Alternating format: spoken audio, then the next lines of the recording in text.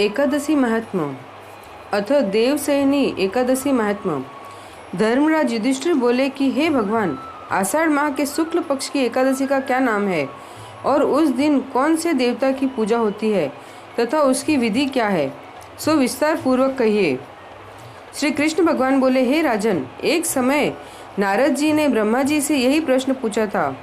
तब ब्रह्मा जी बोले कि हे नारद, इस एकादशी का नाम पद्मा है।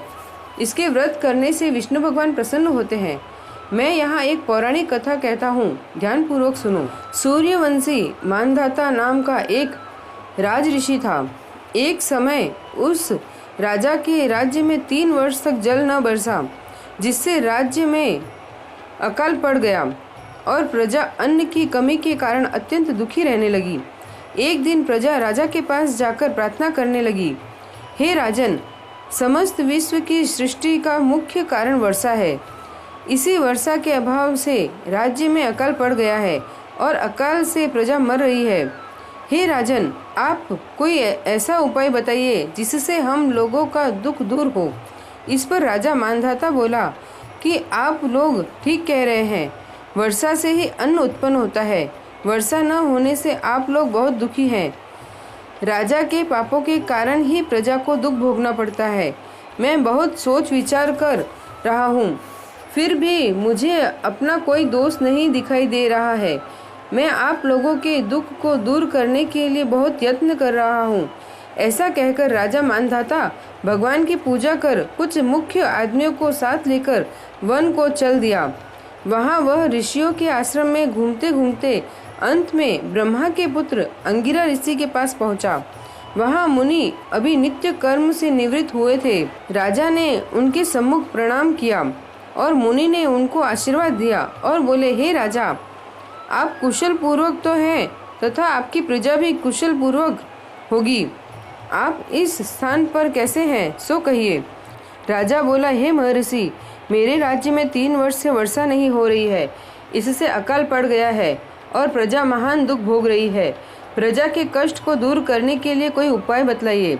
इस पर वह ऋषि बोले, राजन, यह सतयुग सब युगों में श्रेष्ठ है। इसमें धर्म के चारों चरण सम्मिलित है, अर्थात इस युग में धर्म की सबसे अधिक उन्नति है। इस युग में ब्राह्मणों का तपस्या करना तथा वेद पढ़ना ही मुख्य अधिकार है। परंतु आपके राज्य में एक शूद्र इस युग में भी तपस्या कर रहा है। इस दोष के कारण आपके राज्य में वर्षा नहीं हो रही है। यदि आप प्रजा का भला चाहते हैं तो शूद्र को मार दीजिए। इस पर राजा बोला कि हे मुनीश्वरों, मैं उस निरपराध तपस्या करने वाले शूद्र को नहीं मार सकता। आप इस दोष से छूटने का कोई अन्य उपाय बताइए। तब ऋषि बोले, हे राजन, यदि तुम ऐसा ही चाहते हो तो आषाढ़ माह के शुक्ल पक्ष की पद्मा नाम की एकादशी का विधि पूर्वक व्रत करो। इस व्रत के प्रभाव से तुम्हारे राज्य में वर्षा होगी और प्रजा सुख पावेगी, क्योंकि इस एकादशी का व्रत सब सिद्धियों को देने वाला और उपद्रवों को शांति करने वाला है। इस एकादशी का व्रत तुम प्रजा व सेवक मंत्रियों सहित करो। मुनि के वचनों को सुन राजा अपने नगर को वापस आया और विधि पूर्वक पद्मा एकादशी का व्रत किया। उस व्रत के प्रभाव से राज्य में वर्षा हुई और मनुष्यों को सुख पहुंचा। इसलिए यह व्रत सबको करना चाहिए। यह व्रत इस लोक में भोग और परलोक में मुक्ति देने वाला है। इसकी कथा को पढ़ने व सुनने से मनुष्य के समस्त पाप नष्ट हो जाते हैं। इस एकादशी को देवसेनी एकादशी भी कहते हैं और इस व्रत को करने से विष्णु भगवान प्रसन्न होते हैं। अतः मोक्ष की प्राप्ति के लिए भी मनुष्य को यह व्रत करना चाहिए। चातुर्मास व्रत भी इस एकादशी के व्रत से शुरू किया जाता है। कुंती पुत्र युधिष्ठिर बोले, हे भगवान, विष्णु भगवान का शयन व्रत किस प्रकार किया जाता है, सब कृपा पूर्वक कहिए। श्री कृष्ण बोले, हे राजन, अब मैं आपको विष्णु भगवान के शयन का व्रत कहता हूँ और साथ ही साथ चातुर्मास व्रत को भी कहता हूँ। अब आप ध्यान पूर्वक सुनिए। जब सूर्य नारायण कर्क राशि में स्थित हो तब विष्णु भगवान को शयन कराना चाहिए। और सूर्य नारायण के तुला राशि में आने पर भगवान को उठाना चाहिए। लौंद अधिक मास के आने पर भी यह विधि वैसे ही रहती है। इस विधि से अन्य देवताओं को शयन न कराना चाहिए, न उठाना चाहिए। आषाढ़ माह के शुक्ल पक्ष की एकादशी का विधि पूर्वक करना चाहिए। वह उस दिन विष्णु भगवान की प्रतिमा बनानी और चातुर्मास व्रत का नियम करना चाहिए। सबसे प्रथम उस प्रतिमा को स्नान करावे, फिर सफेद वस्त्रों को धारण कराकर तकियादार सैया पर शयन करावे। वह धूप दीप नैवेद्य आदि से पूजन करना चाहिए। भगवान का पूजन शास्त्र के अथवा ब्राह्मणों के द्वारा कराना चाहिए। तत्पश्चात भगवान विष्णु की स्तुति करनी चाहिए। हे भगवान, मैंने आपको शयन कराया है। आपके शयन से संपूर्ण विश्व सो जाता है। मेरी आपसे हाथ जोड़कर विनय है कि आप जब 4 मास तक शयन करें तो मेरे चातुर्मास व्रत को निर्विघ्न पूरा करावे। इस तरह विष्णु भगवान की स्तुति करके शुद्ध भाव से मनुष्य को दातुन आदि के नियमों को ग्रहण करना चाहिए। विष्णु भगवान के व्रत को शुरू करने के 5 काल वर्णन किए गए हैं। देवशयनी एकादशी से लेकर देवउत्थानी एकादशी तक चातुर्मास व्रत को शुरू करना चाहिए। द्वादशी, पूर्णमासी, अष्टमी या संक्रांति को व्रत प्रारंभ करना चाहिए और कार्तिक माह के शुक्ल पक्ष की द्वादशी को समाप्त कर देनी चाहिए। इसके व्रत से समस्त पाप नष्ट हो जाते हैं। जो मनुष्य इस व्रत को प्रति वर्ष करते हैं वह सूर्य के समान देदीप्यमान विमान पर बैठकर विष्णु लोक को जाते हैं। हे राजन, अब आप इसका पृथक पृथक फल सुने। जो मनुष्य मंदिरों में रंगीन बेलबूटे बनाता है उसे 7 जन्म तक ब्राह्मण की योनि मिलती है। जो मनुष्य चातुर्मास के दिनों में विष्णु भगवान को दही, दूध, घी, शहद और मिश्री के द्वारा स्नान कराता है वह वैभवशाली होकर सुख भोगता है। जो मनुष्य श्रद्धा पूर्वक भूमि, स्वर्ण, दक्षिणा आदि ब्राह्मणों को देता है स्वर्ग में जाकर इंद्र के समान सुख भोगता है। जो विष्णु भगवान की स्वर्ण प्रतिमा बनाकर धूप दीप पुष्प नैवेद्य आदि से भगवान की पूजा करता है वह इंद्रलोक में जाकर अक्षय सुख भोगता है। जो मनुष्य चातुर्मास के अंदर नित्य प्रति तुलसी जी भगवान को अर्पित करता है या स्वर्ण की तुलसी अर्पित करता है वह स्वर्ण के विमान पर बैठकर विष्णु लोक को जाता है। जो मनुष्य विष्णु भगवान की धूप दीप से पूजा करता है उनको अत्यंत संपत्ति मिलती है। जो मनुष्य इस एकादशी से कार्तिक के महीने तक अश्वत्थ वृक्ष और विष्णु की पूजा करते हैं उनको विष्णु लोक की प्राप्ति होती है। इस चातुर्मास व्रत में जो मनुष्य संध्या के समय देवताओं तथा ब्राह्मणों को दीपदान करते हैं तथा ब्राह्मणों को सोने के कमल के वस्त्र देते हैं विष्णु लोक को जाते हैं। जो मनुष्य भक्ति पूर्वक भगवान का चरणामृत लेते हैं वह इस संसार के आवागमन के चक्र से छूट जाते हैं। जो विष्णु मंदिर में नित्य प्रति 108 बार गायत्री मंत्र का जप करते हैं वह पापों में लिप्त नहीं होते। जो मनुष्य पुराण तथा धर्मशास्त्र को सुनते हैं और वेद पाठी ब्राह्मणों को वस्त्रों तथा स्वर्ण सहित उनका दान करते हैं वे दानी, धनी, ज्ञानी और कीर्तिमान होते हैं। जो मनुष्य विष्णु भगवान या शिव जी का स्मरण करते हैं और अंत में उनकी प्रतिमा दान करते हैं वह सब पापों से रहित होकर गुणवान बनते हैं। जो मनुष्य सूर्य नारायण को अर्घ्य देते हैं और समाप्ति में स्वर्ण रक्त गौ दान करते हैं उनको पूरी आयु की स्वस्थ देह प्राप्त होती है तथा कीर्ति, धन और बल पाते हैं। चातुर्य मास में जो मनुष्य गायत्री मंत्र द्वारा तिल से होम करते हैं और चातुर्य मास समाप्ति हो जाने पर तिल का दान करते हैं उसके समस्त पाप नष्ट हो जाते हैं और निरोगी शरीर मिलता है तथा सुपात्र संतान होती है।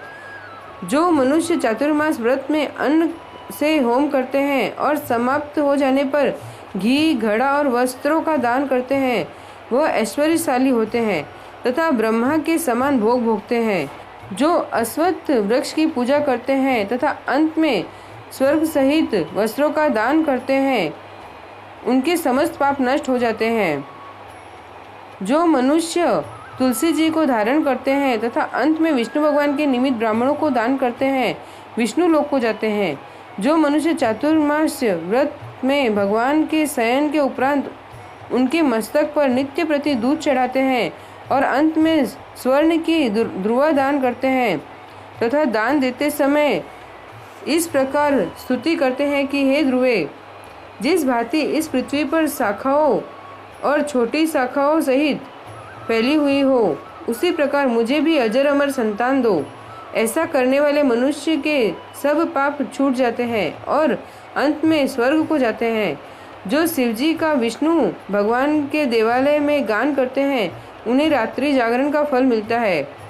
जो मनुष्य चातुर्मास व्रत करते हैं, उनको उत्तम ध्वनि वाला घंटा दान करना चाहिए। घंटा दान करने के उपरांत उसको भगवान की इस प्रकार स्तुति करनी चाहिए। हे भगवान, हे जगतपति, आप पापों का नाश करने वाले हैं। आप मेरे करने योग्य कार्यों को न करने योग्य कार्यों को करने से जो पाप उत्पन्न हुए हैं, उनको नष्ट कीजिए।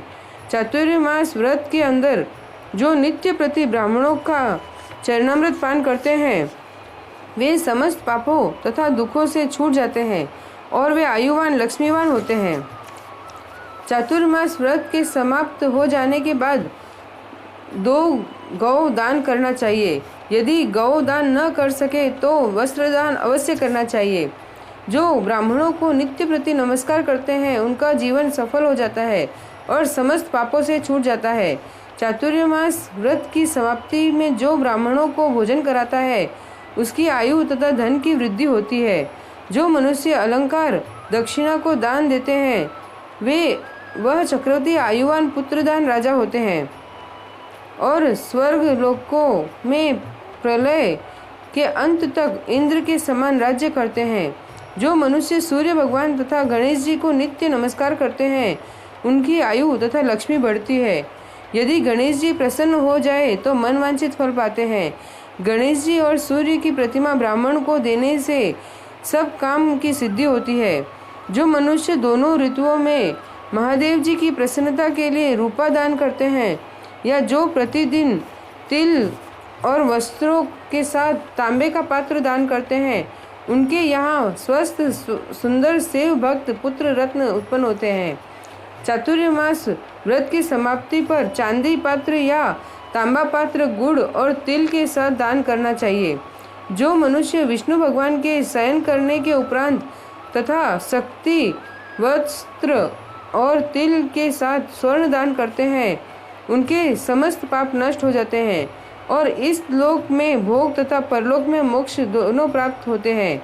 जो मनुष्य ब्राह्मणों की धूप पुष्प से पूजा करते हैं और अन्न वस्त्र दान देते हैं तथा चातुर्मास व्रत के समाप्त होने पर सैया दान करते हैं, उनको अक्षय सुख मिलता है और कुबेर के समान धनवान होते हैं। वर्षा ऋतु में जो गोपी चंदन देते हैं, उस पर भगवान प्रसन्न होते हैं और इस लोक में भोग तथा परलोक में मुक्ति पाते हैं। चातुर्मास व्रत में भगवान के शयन करने पर गुड़ अथवा शक्कर का दान देते हैं और व्रत के समाप्त हो जाने पर इस प्रकार उद्यापन करते हैं। 4 पल या 8 पल वाले तांबे के 8 पात्र या 48 पल का एक तांबे का पात्र लेकर उसमें शक्कर भरकर तथा वस्त्र फल दक्षिणा सहित ब्राह्मण को दान देना चाहिए। शक्कर सहित तांबे का पात्र सूर्य को प्रिय है, इससे मनुष्य के समस्त रोग नष्ट हो जाते हैं। उसके दान के प्रभाव से बलवान कीर्तिवान संतान उत्पन्न होती है, जो मनवांछित फल देने वाली है। हे कुंती पुत्र, इस चातुर्मास व्रत को करने वाला मनुष्य गंधर्व विद्या में निपुण और स्त्रियों को प्रिय होता है। जो मनुष्य चातुर्मास व्रत में ब्राह्मणों को शाक फल आदि देते हैं और अंत में यथाशक्ति दान दक्षिणा वस्त्र आदि देते हैं, वह सुखी राज योगी बनते हैं। शाक और फल से देवता प्रसन्न होते हैं, अतः उनके देने से देवता प्रसन्न होते हैं। जो मनुष्य इस व्रत में प्रतिदिन सौंठ मिर्च पीपर का वस्त्र और दक्षिणा के साथ दान करता है और व्रत के अंत में स्वर्ण की सौंठ मिर्च आदि दान करते हैं, वे 100 वर्ष तक जीते हैं और अंत में स्वर्ग को जाते हैं। जो मनुष्य बुद्धिमान ब्राह्मण को मोती दान करते हैं वह कीर्ति को प्राप्त करता है। जो मनुष्य इस व्रत में तंबाकू का दान करते हैं तो तंबाकू खाना छोड़ देते हैं और अंत में लाल वस्त्र ब्राह्मण को दान करते हैं, वह अगले जन्म में सौंदर्यशाली बनते हैं और निरोगी, बुद्धिमान, भाग्यवान तथा सुंदर वाणी वाले होते हैं। तंबाकू के दान से इस लोक में गंधर्व विद्या में निपुण और परलोक में स्वर्ग। तंबाकू लक्ष्मी और मंगल प्रदान करती है। इसके दान से देवता प्रसन्न होते हैं और अनंत धन देते हैं। इस व्रत में जो मनुष्य लक्ष्मी या पार्वती को प्रसन्न करने के लिए हल्दी का दान करते हैं और अंत में चांदी के पात्र में हल्दी रखकर दान करते हैं, वे स्त्री अपने पति के साथ और पति अपनी स्त्री के साथ सुख भोगते हैं। इससे इन्हें सौभाग्य, अक्षय धन तथा सुपात्र संतान मिलती है और उनकी देवलोक में पूजा होती है। इस व्रत में जो मनुष्य शिवजी और पार्वती जी की प्रसन्नता के लिए ब्राह्मण स्त्री पुरुषों की पूजा करते हैं तथा दक्षिणा, वस्त्र, स्वर्ण आदि दान करते हैं और व्रत के शुरू में शिवजी की स्वर्ण की प्रतिमा दान करते हैं, गौ और बैल दान व ब्राह्मणों को मीठा भोजन कराते हैं, उन्हें संपत्ति और कीर्ति मिलती है। इस लोक में सुख भोगकर अंत में शिवलोक को जाते हैं। जो मनुष्य फल का दान करता है और व्रत के अंत में स्वर्ण दान करता है उसके सब मनोरथ सिद्ध हो जाते हैं। सुपात्र संतान पैदा होती है। फलदान से इन्हें नंदवन का सुख प्राप्त होता है। जो मनुष्य उस व्रत में पुष्प दान करते हैं उन्हें इस लोक में सुख मिलता है और परलोक में गंधर्व पद मिलता है। इसमें वामन भगवान की प्रसन्नता के लिए ब्राह्मणों को दही युक्त भात खिलाना चाहिए। यदि यह नित्य न हो सके तो 8 अमावस्या, पूर्णमासी और प्रत्येक रविवार या शुक्रवार को खिलाना चाहिए। इस व्रत की समाप्ति में भूमिदान न हो सके तो वस्त्रदान और स्वर्ण से युक्त पादुका दान करना चाहिए। ऐसा करने से इस लोक में धन, धान्य, पुत्र तथा विष्णु भक्ति मिलती है और अंत में विष्णु लोक को जाते हैं। जो मनुष्य दान तथा आभूषण से युक्त बछड़ा सहित गौ दान करते हैं वह इस लोक में ज्ञानी और किसी के सेवक नहीं बनते और अंत में ब्रह्मलोक में जाकर पितरों के साथ अनंत सुख प्राप्त करते हैं। चातुर्मास व्रत में जो मनुष्य प्रजापत्य व्रत करते हैं और इसकी समाप्ति में गौदान करते हैं और ब्राह्मणों को भोजन कराते हैं वह समस्त पापों से छूटकर ब्रह्मलोक को जाते हैं। इस व्रत में जो एक दिन छोड़कर वस्त्र और बैलों के साथ 8 हल दान करते हैं और शाक, मूल, फल आहार करते हैं वह विष्णु लोक को जाते हैं। जो मनुष्य पयोव्रत करते हैं और अंत में दूध वाली गौ दान देते हैं वह विष्णु लोक को जाते हैं। जो मनुष्य दोनों ऋतुओं में केला पत्र और पलास के पत्रों में भोजन करते हैं तथा कांसे के पात्र और वस्त्रदान करते हैं वे लोक में सुख भोगते हैं। इस व्रत में जो पलास पत्र पर भोजन करते हैं तथा तेल नहीं खाते उसके समस्त पाप नष्ट हो जाते हैं। चातुर्मास व्रत के प्रभाव से ब्राह्मण घात करने वाला, सुरा पीने वाला, बालकों को मारने वाला, असत्य भाषण करने वाला, ऋषि स्त्री को मारने वाला, किसी के व्रत को बिगाड़ने वाला, अगम्या गमन करने वाला, विधवा गमन करने वाला, ब्राह्मणी तथा चांडालिनी से गमन करने वाला, इन सबके पाप नष्ट हो जाते हैं और अंत में निर्वाण पद को पाते हैं। चातुर्मास व्रत के अंत में 64 फल, कांसे का पात्र तथा आभूषणों युक्त बछड़ा सहित गौदान करना चाहिए। जो मनुष्य भूमि को लिप्त कर भगवान का स्मरण करके भोजन करते हैं उन्हें आरोग्यता तथा पुत्र की प्राप्ति होती है। वह धार्मिक तथा चक्रवर्ती राजा होते हैं। उन्हें किसी शत्रु का भय नहीं रहता और अंत में वह स्वर्ग को जाते हैं। जो मनुष्य बिना मांगे बहुत जो मनुष्य बिना मांगे हुए आभूषणों से युक्त चंदन सहित बैल दान करता है तथा उसे सटरस चंदन सहित बैल दान करते हैं तथा उसे सटरस युक्त भोजन कराते हैं, उन्हें विष्णु लोक प्राप्त होता है। जो मनुष्य भगवान के शयन करने पर नित्य प्रति रात्रि को जागरण करते हैं तथा अंत में ब्राह्मणों को भोजन कराते हैं, उन्हें शिवलोक की प्राप्ति होती है। चातुर्मास व्रत में जो मनुष्य नित्य प्रति एक समय खाकर ही रहता है तथा अंत में भूखे को भोजन कराते हैं, उन्हें स्वर्ग की प्राप्ति होती है। जो मनुष्य भक्ति पूर्वक भगवान की पूजा करता है वह विष्णु लोक को जाता है। जो भगवान के शयन करने के बाद भूमि पर सोता है तथा अंत में शय्या दान करता है, उसकी शिवलोक में पूजा होती है। चातुर्मास व्रत में जो मनुष्य मैथुन नहीं करता वह बलशाली, यशस्वी और लक्ष्मीवान होता है तथा अंत में स्वर्ग लोक को जाता है। जो मनुष्य इस व्रत में उत्तम चावल या जौ सपरिवार खाता है वह स्वर्ग को जाता है। चातुर्मास व्रत में जो तेल नहीं लगाता तथा अंत में कांसे या मिट्टी के पात्र में तेल भरकर दान कर देता है वह विष्णु लोक को जाता है।